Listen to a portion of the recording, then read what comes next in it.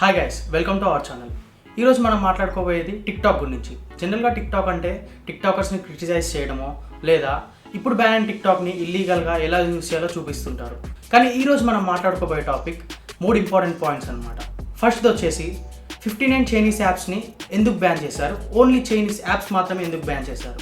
Second point, government ఇంత involve అయ్యి apps మీద చర్యలు తీసుకోవడానికి గల కారణం ఏంటి, నిజంగా మన దేశానికి ఆ యాప్స్ నుంచి అంత థ్రెట్ ఉందా లేదా ఇది ఒక పొలిటికల్ స్టంటా. థర్డ్ పాయింట్ వచ్చేసి ఇప్పుడు బ్యాన్ అయిన చైనీస్ యాప్స్ ఆర్ మీరు ఎంతగానో ఎదురు చూస్తున్న టిక్టాక్ మళ్ళీ వస్తుందా రాదా, ఇవి ఈరోజు మనం మాట్లాడుకోవే టాపిక్స్. అందుకంటే ముందు ఈ ఛానల్కి మీరు కొత్తగా వచ్చుంటే సబ్స్క్రైబ్ చేసుకోండి. అలాగే ఈ వీడియోలో ఇన్ఫర్మేషన్ మీకు నచ్చినట్టయితే మీ ఫ్రెండ్స్తో షేర్ చేసుకోండి. So let's get started.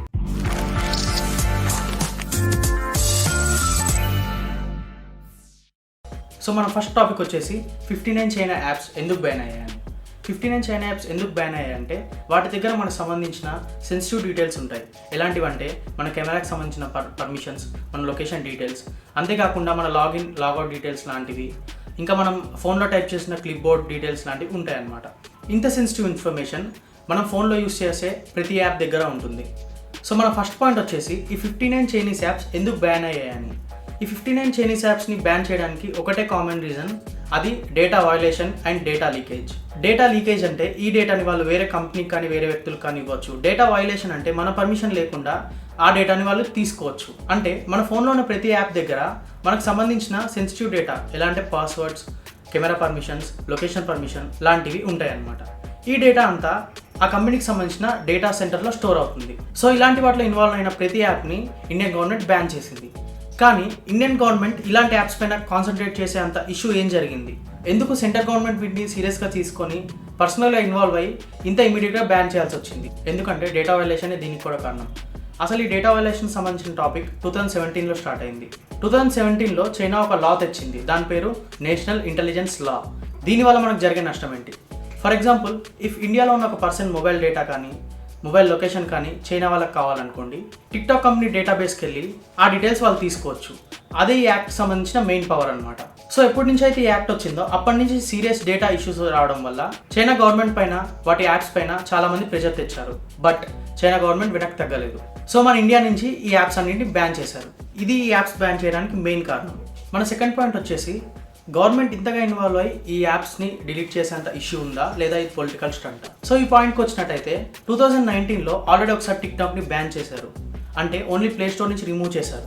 అప్పుడు పబ్లికే టిక్టాక్ పైన కొన్ని పిటిషన్స్ వేయడం వల్ల అది సేఫ్ కాదని బ్యాన్ చేశారు. అంత పెద్ద తప్పు ఈ చైనీస్ యాప్స్ ఏం చేశాయి? ఇన్ కేస్ ఇప్పుడు ఇవి బ్యాన్ కాకపోతే ఫ్యూచర్లో మనం ఎలాంటి ప్రాబ్లమ్స్ ఫేస్ చేసేవాళ్ళం. టిక్టాక్ విషయానికి వస్తే, టిక్టాక్ అనేది మన పర్మిషన్ లేకుండానే మన లొకేషన్ డీటెయిల్స్ని, మన ఫోన్ ఐపీ అడ్రస్ డీటెయిల్స్ని తీసుకోగలదు. జనరల్గా మన గూగుల్ మ్యాప్స్ కానీ లేదా ఆరోగ్య సేతు లాంటి గవర్నమెంట్ యాప్స్ కానీ మన పర్మిషన్ తీసుకున్నాకనే మన లొకేషన్ ఆన్ చేయగలవు. కానీ టిక్టాక్ మాత్రం దాని ఇష్టానికి లొకేషన్ ఆన్ చేయగలదు, ఆఫ్ చేయగలదు, అవసరమైతే ఇతర డీటెయిల్స్ని కూడా తీసుకోగలదు. సో ఇది టిక్టాక్ చేసిన అతిపెద్ద డేటా వయలేషన్. అంతేకాకుండా రీసెంట్గా వచ్చిన అప్డేట్స్లో టిక్టాక్ అనేది యాపిల్ యూజర్స్ సంబంధించిన క్లిప్ బోర్డ్ డేటాని సేవ్ చేసుకుంటుంది. జనరల్గా క్లిప్ బోర్డ్లో మన పాస్వర్డ్స్, ఓటీపీస్ లాంటివి సేవ్ చేసుకుంటాం. ఇలాంటి డేటాని టిక్టాక్ తీసుకోవడం అనేది యూజర్స్ ప్రైవసీకి భంగం కలిగించినట్టే. అంతేకాకుండా షైన్, క్లిప్ ఫ్యాక్టరీ లాంటి షాపింగ్ సైట్స్ మన ఇంపోర్ట్ లాస్లో ఉన్న లొసుకులను అడ్డం పెట్టుకొని ఇండియన్ గవర్నమెంట్కి చాలా ట్యాక్స్లు ఎగ్గొట్టాయి. ఇలాంటి ఎన్నో ఫ్రాడ్స్లో చైనీస్ యాప్స్ చేస్తూ వస్తున్నప్పుడు ఇండియన్ గవర్నమెంట్ వాళ్ళని ఇంతవరకే చాలా వార్న్ చేసింది. బట్ ఇప్పుడు బ్యాన్ చేయడం అనేది సరైన డిసిషన్. అది మన డేటా ప్రొటెక్షన్లో అవ్వచ్చు లేదా మన ఇంపోర్ట్ లాస్ సంబంధించి అవ్వచ్చు, సరైన డిసిషన్ తీసుకున్నారని చెప్పొచ్చు. సో పొలిటికల్గా కంటే ప్రజల పాయింట్ ఆఫ్ వ్యూలో ఇది చాలా బెనిఫిషియల్ స్టెప్ అని చెప్పొచ్చు. అది మన సెకండ్ పాయింట్కి కన్క్లూజన్. సో మన థర్డ్ పాయింట్కి వెళ్ళిపోతే, ఇప్పుడు బ్యాన్ అయిన 59 యాప్స్ మీరు ఎంతగానో వెయిట్ చేసిన టిక్టాక్ మళ్ళీ తిరిగి వస్తుందా రాదా? జనరల్గా 1 month back TikTok versus YouTube గొడవ జరిగినప్పుడు అందరు యూజర్స్ దానికి 1 star రేటింగ్ తెప్పించారు. బట్ టిక్టాక్ దాని ఇన్ఫ్లుయెన్స్ని, దాని మనీని, దాని పవర్ని యూజ్ చేసి అలా 1 star రేటింగ్ ఇచ్చిన యూజర్స్ రివ్యూస్ అన్నిటినీ డిలీట్ చేయించి మళ్ళీ 4.4 రేటింగ్ చేరుకుంది.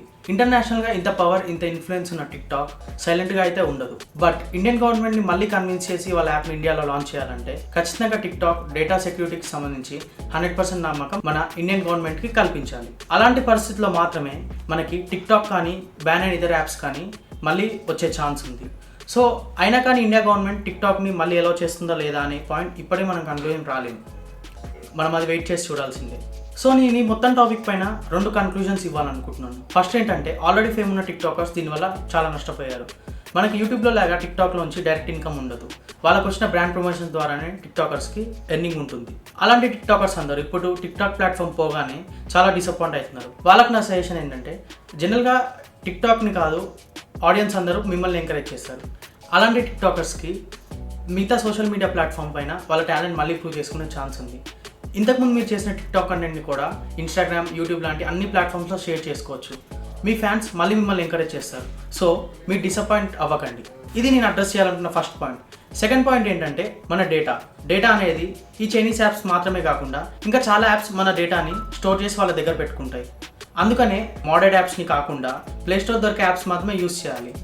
అండ్ యాప్స్ ఇన్స్టాల్ చేసుకున్న పర్మిషన్ ఇచ్చే ముందు 1-2 సార్లు చూసి ఆ పర్మిషన్ యాప్కి నిజంగా రిలేటెడ్ అయితేనే ఇవ్వాలి, లేదంటే మన డేటా మిస్యూజ్ అయ్యే ఛాన్స్ ఉంది. So be safe on that point. On this note let's end this video here.